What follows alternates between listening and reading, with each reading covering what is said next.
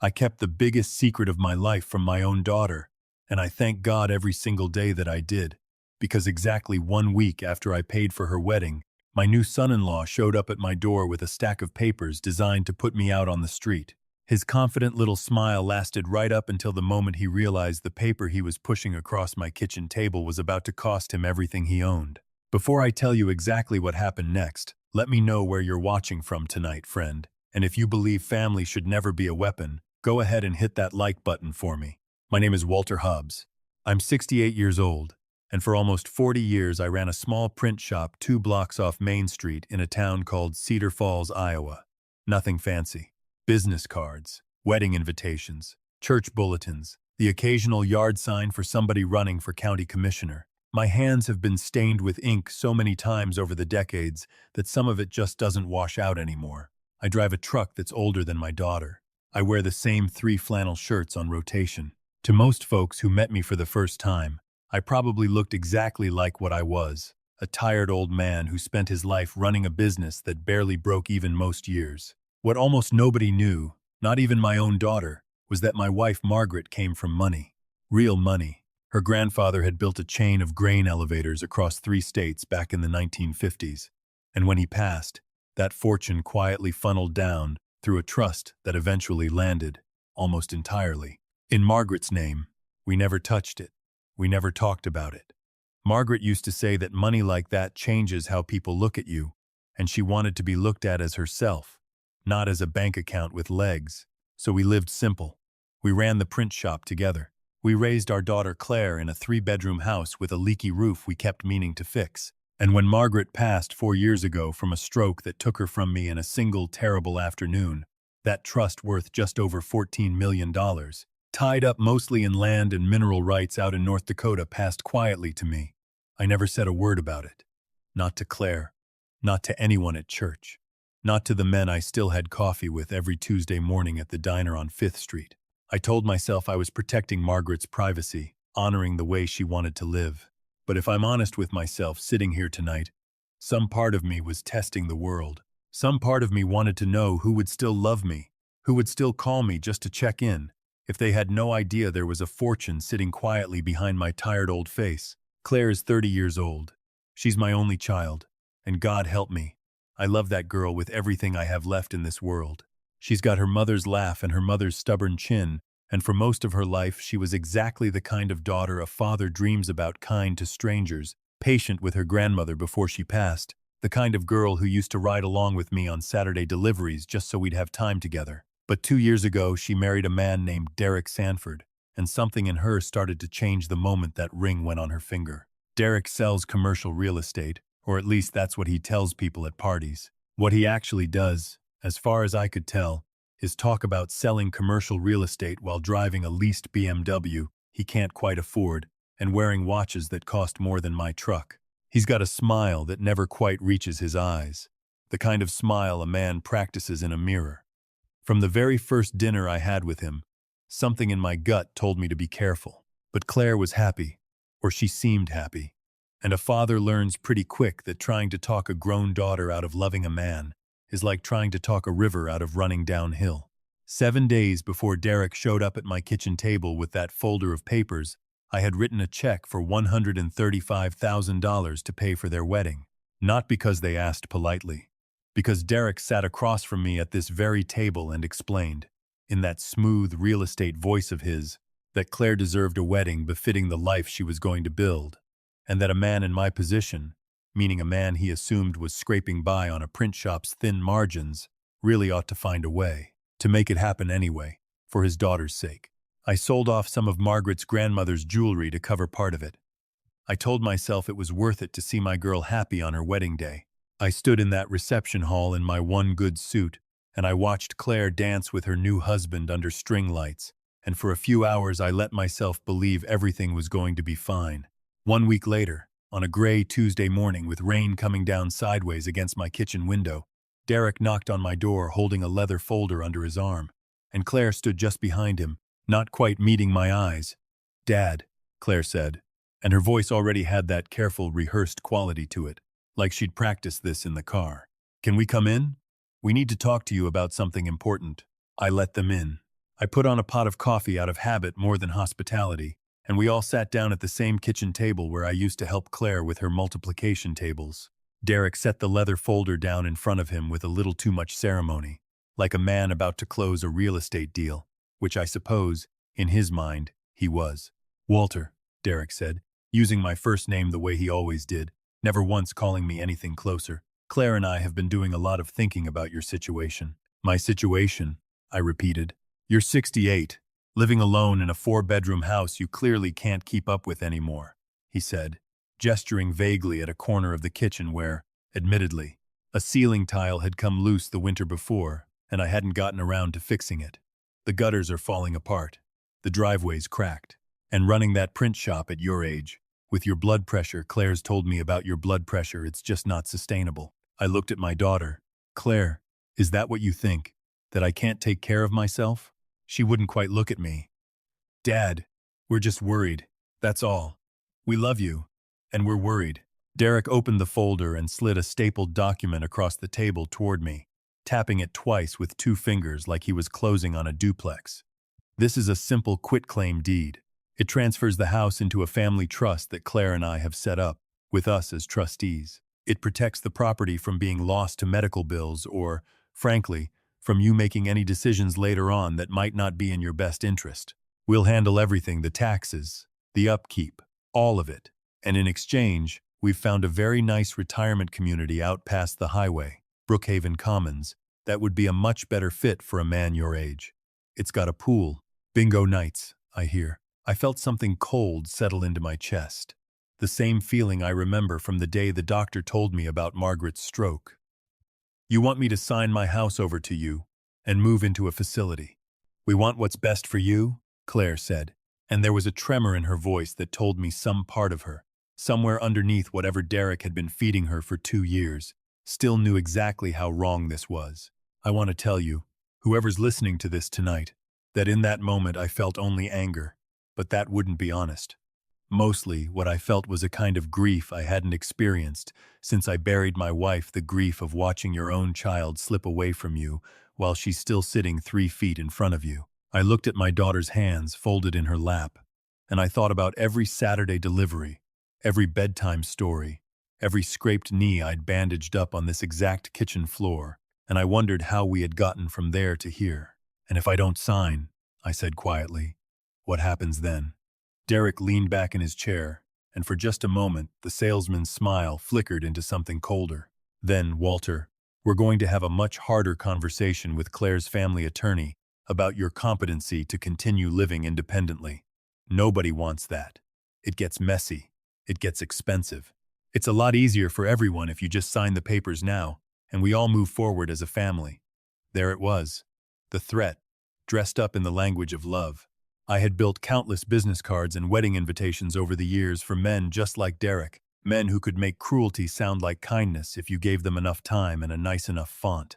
I looked down at the pen he'd set beside the document, a cheap plastic pen with the logo of some real estate firm printed on the side, and something in me went very still and very quiet. 40 years of running a small business teaches you one thing above almost everything else. Never let the man across the table see you panic, because the moment he sees fear, he stops negotiating and starts taking. "I need some time to think about this," I said, and I let my voice come out a little smaller than it needed to, a little more tired. "This is a lot to take in all at once." "Of course," Derek said, though I could hear the impatience straining underneath his politeness. "But Walter, I want to be clear, we can't leave this open-ended forever. Claire and I have plans. We're hoping to close on a new home ourselves soon, and honestly, having the equity from this house available would make a real difference for us." There it was again, the truth slipping out from under the mask. This had never once been about my safety. It was about the equity in a house he had no idea was worth a fraction of what I actually owned, sitting on top of a trust he couldn't even imagine. I told them I needed a week. Derek didn't like it, but Claire, bless her, put her hand on his arm and told him a week wasn't going to hurt anything. And for a second, I saw a flash of the daughter I remembered, the one who used to defend me at the dinner table against anyone who dared raise their voice at her old man. They left with promises to check in, which I understood clearly enough to mean they'd be back to apply more pressure the moment the week was up. I sat alone at that kitchen table for a long time after their car pulled out of the driveway, staring at that cheap plastic pen. And then, I did something I hadn't done in 4 years. I picked up the phone and called the one person who had always known exactly where every dollar of Margaret's family money actually was, her longtime attorney and trustee, a sharp, no-nonsense woman named Diane Castellano who had managed that trust since before Claire was even born. "Walter," Diane said when she picked up, "it's been a while. Everything all right?" "No," I told her, "but it's about to be. I need you to help me set a trap."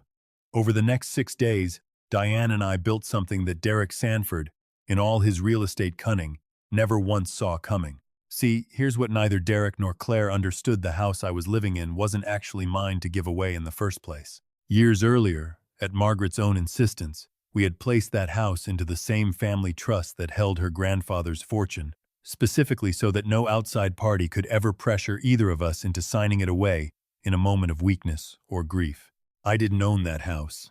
The trust owned it. I was simply allowed to live in it for the rest of my natural life. Under a legal arrangement Margaret had been almost eerily wise enough to put in place 15 years before she ever imagined I might need protecting from my own son-in-law, which meant that quitclaim deed Derek was so proud of, the one he'd had drawn up by some cut-rate lawyer he found through a real estate contact, was worthless the second he tried to use it.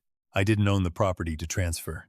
But more importantly, Diane explained to me with a grim sort of satisfaction in her voice, if Derek had knowingly pressured an elderly homeowner into signing a fraudulent deed transfer for property he didn't have clear legal authority to convey, and if he'd done so while making explicit threats about falsely reporting that homeowner as incompetent, he wasn't just committing a moral wrong. He was committing several fairly serious crimes, all of which could be documented, all of which could be reported, and all of which Iowa's Adult Protective Services and the county attorney's office take very, very seriously when it comes to protecting seniors from exactly this kind of predatory behavior. Diane and I spent that week building a case. She helped me set up a small recording device, perfectly legal under Iowa's one-party consent law, that I intended to use if Derek returned to my house to push that deed on me again. She pulled the paperwork proving the trust's ownership of the property, ready to be produced the instant Derek tried to file anything with the county recorder's office. And she reached out, quietly and carefully, to a detective in the county's elder fraud unit who, it turned out, had already received one prior complaint about Derek Sanford from an elderly client of his from 2 years back. A widow who claimed Derek had pressured her into a real estate deal that left her renting an apartment from a company he was secretly a partner in. "I want to tell you something important here, because I've thought about it every day since. I did not do any of this because I wanted revenge on my daughter.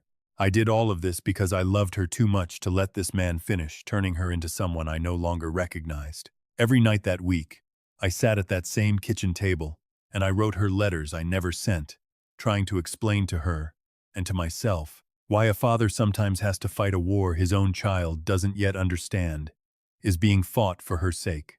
Exactly 1 week later, right on schedule, Derek came back.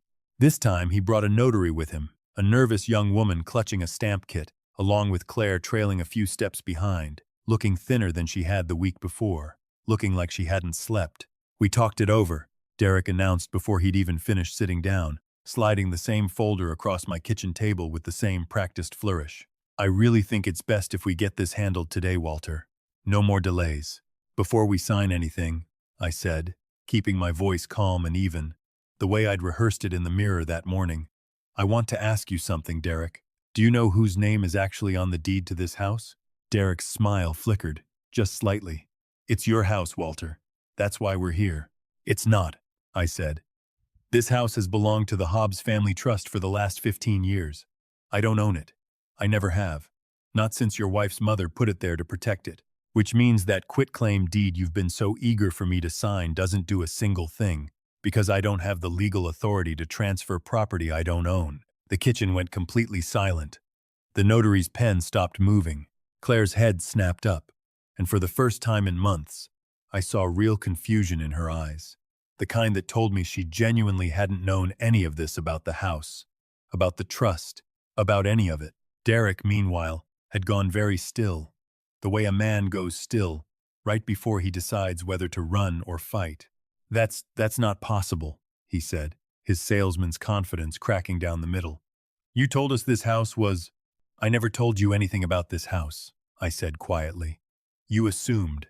You assumed a man in flannel shirts driving an old truck couldn't possibly have anything worth protecting. You assumed wrong, Derek, and you assumed wrong in a way that's about to become a very serious legal problem for you. I slid a folder of my own across the table copies of the trust documentation, a letter from Diane Castellano on official letterhead, and, most importantly, a summary of Iowa's elder financial exploitation statutes, which criminalize exactly the kind of coercion Derek had engaged in the week before, right down to the threat of falsely reporting an elderly person as incompetent in order to gain control of their assets. There is a detective from the county's Elder Fraud Division, I continued, who would very much like to speak with you about a woman named Ruth Ainsley. I believe you sold her a house 2 years ago under circumstances she's still not entirely comfortable with. The color drained completely out of Derek's face. Ruth Ainsley, a name he clearly hadn't expected to ever hear again, spoken by an old man in a flannel shirt at a kitchen table in Cedar Falls, Iowa. Dad, Claire said, her voice shaking now. What is going on? What house? What trust? $14 million, is any of that real? It's real, sweetheart, I told her, and my heart broke saying it, because I could see in her face the exact moment she understood that everything Derek had built their marriage around the assumption of a future inheritance. The confidence with which he'd pressured me, all of it had been aimed not at rescuing a struggling old man, but at claiming a fortune he didn't even know the true size of. Your mother's family had money, a lot of it. I never told you because your mother wanted you to grow up knowing you were loved for exactly who you are, not for what you might someday inherit. I'm sorry, I kept it from you. I think, somewhere along the way, I was also testing who would still show up for me without knowing. And Derek showed up exactly the way he showed up. Not for me, for what he assumed I had, and what he assumed I'd give away out of fear. Derek stood up so fast his chair scraped hard against the kitchen floor. This is insane. You set this whole thing up. You tricked us. No, I said. And for the first time that morning, I let a little steel come into my voice. You tried to trick a 68-year-old widower into signing away his home under threat of being declared incompetent, 1 week after taking $135,000 from him for your wedding. I simply declined to be tricked.